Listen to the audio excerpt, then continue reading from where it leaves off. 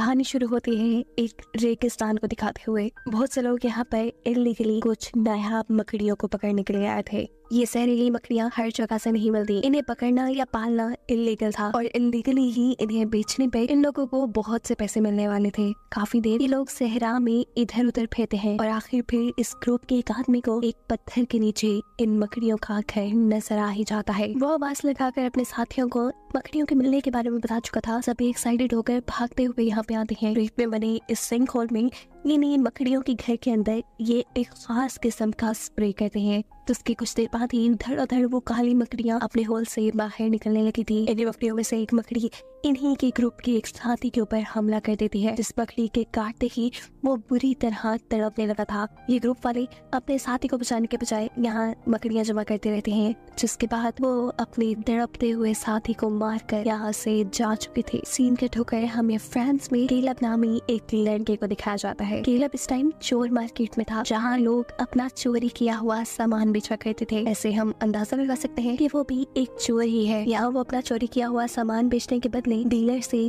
कुछ कीमती ज्वेलरी खरीदने की बात कहता है। ज्वेलरी खरीदने के बाद केलब को इसी शॉप पे वो स्पाइडर भी नजर आ जाती है, जिसे पिछले सीन में उन आदमियों ने सेहरा से पकड़ा था। केलब जिससे कीड़े पकौड़े पालने में बहुत इंटरेस्ट था, वो इस मकड़ी को देखते ही समझ आता है कि ये जरूर बहुत नायाब है, इसीलिए वो इस मकड़ी को भी खरीद चुका था। ये सब खरीदने के बाद केलब अब अपनी बिल्डिंग में आ चुका था। उसका फ्लैट काफी ज्यादा खराब हालत में था, जिसे उसकी बहन ठीक कर रही थी। हमें पता चलता है कि कुछ ही टाइम पहले केलब की मोम की डेथ हो चुकी है, जिसके बाद से वो और उसके सिस्टर यहाँ अकेले रहते हैं। केलब अपना सामान अपने रूम में रखने के बाद नीचे स्टोर में आ जाता है, जहाँ उसने बहुत से शूज रखे थे। वो यहाँ जूते ही चेक कर रहा था, कितने में उसका फ्रेंड एक साइकिल चुरा कर ले आता है। केलब खुद भी एक चोर था, लेकिन वो अपने दोस्त की स्टोरी पे बहुत गुस्सा हुआ, क्योंकि उन्होंने डिसाइड कर लिया था कि अब से वो कोई गलत काम नहीं करेंगे। वो सब चोरी चकारी छोड़कर अपना बिजनेस करेंगे और ईमानदारी से पैसा कमाएंगे। अभी भी उसे काफी सारे जूतों के ऑर्डर मिले थे। वो अपने ऑर्डर ही कलेक्ट कर रहा था कि तब वो दिखता है कि एक कस्टमर का शू बॉक्स खराब हो गया है। खराब शू बॉक्स के अंदर तो ऑर्डर नहीं दे सकता था, इसीलिए वो घर से एक नया शू बॉक्स लेने जाता है।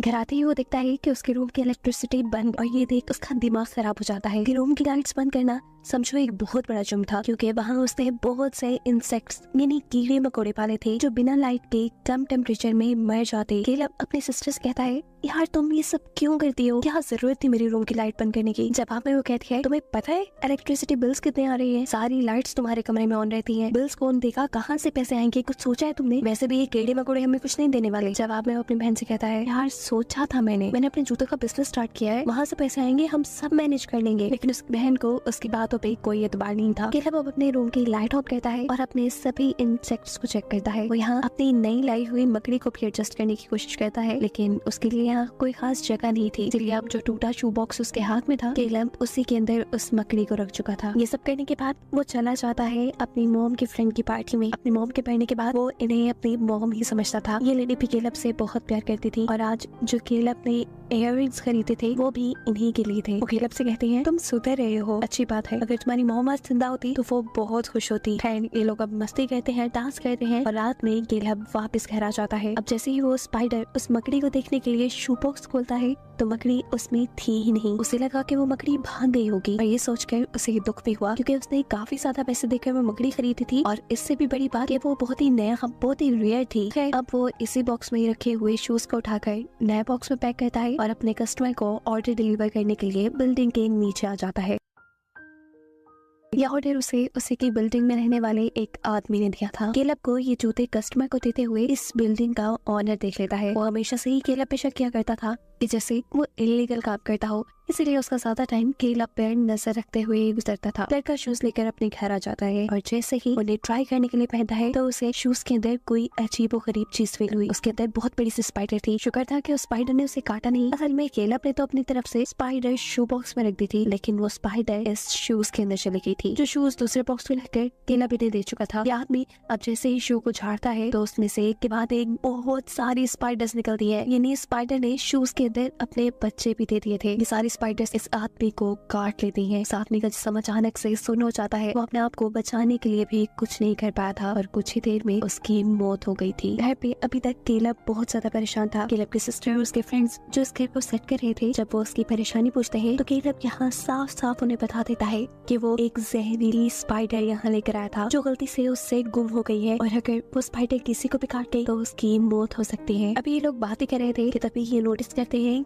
कि जिस आदमी को केलब ने वो शूज बेचे हैं उस आदमी के अपार्टमेंट के बाहर उसका डॉग जोर जोर से भौंक रहा है। ये चेक करने के लिए उसके घर जाकर दरवाजा नॉक करते हैं, लेकिन बार बार दरवाजा नॉक करने पर भी वो आदमी कोई रिस्पॉन्ड नहीं कर रहा था। शोर से आसपास के लोग भी इकट्ठे हो जाते हैं पर वो आदमी दरवाजा नहीं खोलता। ये लोग अब पुलिस को यहाँ बुला चुके थे। पुलिस जैसे ही दरवाजा खोल के अंदर जाती है तो इन्हें उस आदमी की डेड बॉडी मिल रही थी। पुलिस जैसे ही दरवाजा खोल के अंदर जाती है तो सामने उस आदमी की डेड बॉडी पड़ी थी, जिसे देखकर सभी घबरा चुके थे। इस बिल्डिंग का ओनर जिसने केलब को इस आदमी को शूज देते हुए देखा था, वो पुलिस से गुस्से में कहता है कि जरूर केलब ने ही उसे कोई ड्रग दी है जिसकी ओवरडोज से वो मारा गया, पर ऐसी कोई बात नहीं थी। पुलिस बताती है कि उसकी मौत जहरीले स्पाइडर्स के काटने से हुई है। 5 से 10 मिनट के अंदर अंदर इस पूरी बिल्डिंग पर कर्फ्यू लगा दिया जाता है, यानी पुलिस ने इस पूरी बिल्डिंग को सील कर दिया है। अब ना तो किसी को इस बिल्डिंग के अंदर आने की इजाजत है, ना ही बाहर जाने की। और ये बात जानकर सभी लोग गुस्से में आ चुके थे कि बहुत से लोग तो यहाँ रहते भी नहीं थे। इनके ठोकर हम इसी बिल्डिंग में एक सफाई करने वाली लेडी को देखते हैं। जिस वक्त वो आटे की सफाई कर रही थी, अचानक उसे वहाँ पे बहुत से स्पाइडर्स और स्पाइडर वेब यानी जाले नजर आते हैं। वो अपनी गॉड से स्प्रे निकालती है और इन सारे स्पाइडर्स को यहाँ मारना शुरू कर देती है। लेकिन देखते ही देखते एक बहुत बड़े साइज का स्पाइडर उसके मुंह पे हमला कर चुका था। हमले के बाद उस औरत के साथ क्या हुआ ये नहीं दिखाया गया। यहाँ केलब की बहन जब वॉशरूम में थी तब वेंटिलेशन के अंदर से भी बहुत सी मकड़ियाँ निकल आती हैं। इस मकड़ी को देखकर वो इतना ज्यादा घबरा जाती है कि जोर से चीख मारती है। यहाँ उसकी हेल्प करने के लिए उसके दोस्त आते हैं। वो उसे वॉशरूम से बाहर निकाल चुके थे। लड़का पहले इस बड़ी सी स्पाइडर को पकड़ना चाहता, लेकिन जब वो इस सब में कामयाब नहीं हुआ तब वो स्पाइडर को मार देता है। ये लोग वेंटिलेशन का पाइप खोलते हैं तो वहाँ बहुत सारी स्पाइडर्स थी जो देखते ही देखते वहाँ फैलने लगी थी। इससे पहले कि वो वॉशरूम से निकलकर पूरे अपार्टमेंट में फैल जाती, ये लोग वॉशरूम को सील कर देते हैं। केलब हैरान था। वो इन्हें बताता है कि ये सेहरा की मकड़ियाँ हैं। कम टेम्परेचर में इनका बच्चे देना तो दूर, इनका जिंदा रहना भी मुश्किल था, लेकिन पता नहीं कैसे उसने इतने बच्चे दे दिए। अब ये सब डिसाइड करते हैं कि ये तो यहाँ रहे तो मर जाएंगे, इन्हें किसी तरह इस बिल्डिंग से बाहर निकलना होगा। पर केलब यहाँ से जाने को तैयार नहीं था। वो कहता है कि ये बहुत बड़ा खतरा है, हमें यहाँ रहकर यहाँ के लोगों को इस खतरे से अवेयर करना चाहिए ताकि वो लोग भी अपनी जान बचा सके। लेकिन ये लोग केलब की बात नहीं सुनते और आधे से ज्यादा लोग इस बिल्डिंग से बाहर निकलने की कोशिशों में लग जाते हैं। लेकिन बिल्डिंग पे तो कर्फ्यू लगा था। यहाँ केलब और उसका वो दोस्त जिन्होंने इस बिल्डिंग में ही स्टे करने का फैसला किया था, वो पूरी बिल्डिंग का विजिट करके चेक करते हैं और दर्दनाक हकीकत इन्हें ये पता चलती है कि वो स्पाइडर्स बहुत बड़ी तादाद में पूरी बिल्डिंग में फैल चुके थे और उन्होंने ही बिल्डिंग में रहने वाले काफी सारे लोगों को भी मार डाला था। दोनों ही घबरा कर अपने अपार्टमेंट में वापस आ जाते हैं। यहाँ आकर वो देखते हैं कि इनका ग्रुप भी वापस आ चुका था क्योंकि उन सभी को इस बिल्डिंग से बाहर जाने का कोई रास्ता नहीं मिला। वो लोग इस अपार्टमेंट में ही थे कि तभी इस बिल्डिंग का ऑनर यहाँ जाता है क्योंकि उसे लग रहा था कि सबके पीछे केलब है। ये लोग दरवाजा खोलते हैं तो वो आदमी आयरन रॉड लेकर केलब और उसके दोस्त के ऊपर हमला कर देता है। वो पुलिस को ये प्रूफ देना चाहता था कि सबके पीछे केलब है, इसीलिए वो उनकी घर की तलाशी लेने वाला था। ऐसे में वो केलब के रूम के साथ साथ वो वॉशरूम भी खोल देता है जिसमें बहुत सी स्पाइडर्स थी। उन स्पाइडर्स को बाहर निकलता हुआ देखकर ये लोग अपनी जान बचाकर इस अपार्टमेंट से बाहर आकर इस अपार्टमेंट को लॉक कर देते हैं क्योंकि वो भी अब खतरे से खाली नहीं रहा था। अपार्टमेंट के अंदर जो लड़का गया था ये स्पाइडर्स अब उसे भी मार चुकी थी और उसकी मौत देखकर ये सभी बहुत ज्यादा घबराए हुए थे। यहाँ केलब को याद आता है कि इस बिल्डिंग से बाहर निकलने का एक रास्ता पार्किंग लॉट भी है, लेकिन जब ये लोग पार्किंग लॉट की तरफ जाते हैं तो वहाँ पर भी बहुत बड़े बड़े स्पाइडर्स ने अपने जाले बनाए हुए थे। इन्हें अगर इस जगह से बाहर जाना था तो लाइट ऑन रखनी थी, लेकिन पार्किंग लॉट की लाइट के तो सेंसर्स थे, वहाँ से जो कोई भी गुजरता था तो लाइट सिर्फ 1 मिनट के लिए ऑन रहती थी। लाइट ऑन करके ये लोग बिना आग के तेजी से आगे बढ़ने की कोशिश करते हैं, लेकिन इस सब में केलब की सिस्टर पीछे रह जाती है। इससे पहले कि स्पाइडर्स उसे काट लेती, उसके पास एक लाइटर था जो जलाकर वो यहाँ से आगे आने में कामयाब हो चुकी थी। बेसमेंट के दरवाजे तक पहुँचते पे इन्हें पता चलता है कि ये दरवाजा भी सील था। ये लोग बहुत खटखटाते हैं लेकिन पुलिस उनके लिए ये दरवाजा नहीं खोलती।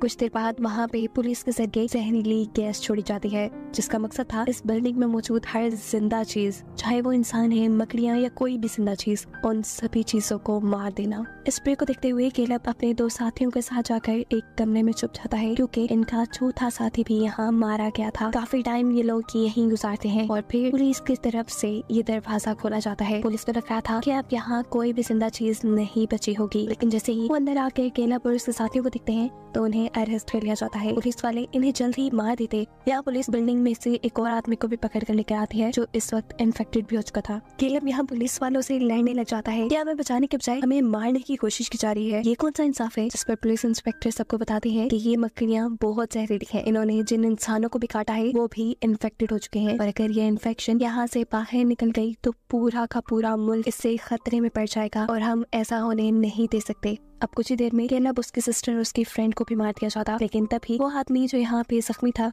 वो इन सबको बताता है कि इनके पिछले रूम में बहुत सी स्पाइडर्स अभी भी जिंदा है। वो उन लोगों से कहता है कि तुम लोग इन्फेक्टेड नहीं हो, तुम लोग अपनी जान बचाकर यहाँ से बाहर जा सकते हो और ऐसे दुनिया को भी कोई खतरा नहीं होगा। वो उनकी मदद करने को यहाँ इसलिए तैयार था क्योंकि वो खुद मरने वाला था। यहाँ वो पुलिस को चकमा देते हुए वो दरवाजा खोल देता है जिसके अंदर बहुत सी मकड़ियाँ थी। इनका साइज इतना बड़ा था जैसे एक डॉग का साइज। इनके बाहर निकलते ही पुलिस और सोल्जर सभी इनके ऊपर गोलियां चलाना शुरू कर देते हैं। कोई इनके ऊपर जहरीला स्प्रे कर रहा था तो कोई इन्हें मार रहा था। जिस वक्त पुलिस वाले इनको मारने में बिजी थे, केलब उसकी बहन और उसकी फ्रेंड यहाँ से निकलने में कामयाब हो जाते हैं। बाहर बहुत सी वैन्स खड़ी थी जिसमें से एक वैन में ये लोग बैठ चुके थे। हालांकि उनकी इस वैन के आगे भी एक स्पाइडर आ जाता है, लेकिन ये उसे कुचलते हुए आगे बढ़ जाते हैं। जिसके बाद अब सीन कट होता है और हमें कुछ अरसे बाद का सीन दिखाया जा रहा है। पता चला है कि केलब, उसकी सिस्टर और उसकी फ्रेंड वहाँ से जिंदा बचने में कामयाब हो गए थे, लेकिन अब आज गवर्नमेंट उनकी उस बिल्डिंग को तबाह कर रही थी जहाँ उन्होंने पूरा बचपन गुजारा था। हम देखते हैं कि केलब के पास अभी भी सीक्रेटली एक स्पाइडर मौजूद है जिसे उसने सबसे छुपा कर बहुत ही ख्याल से रखा हुआ था और इसको ही दिखाते हुए कहानी यहाँ खत्म हो जाती है।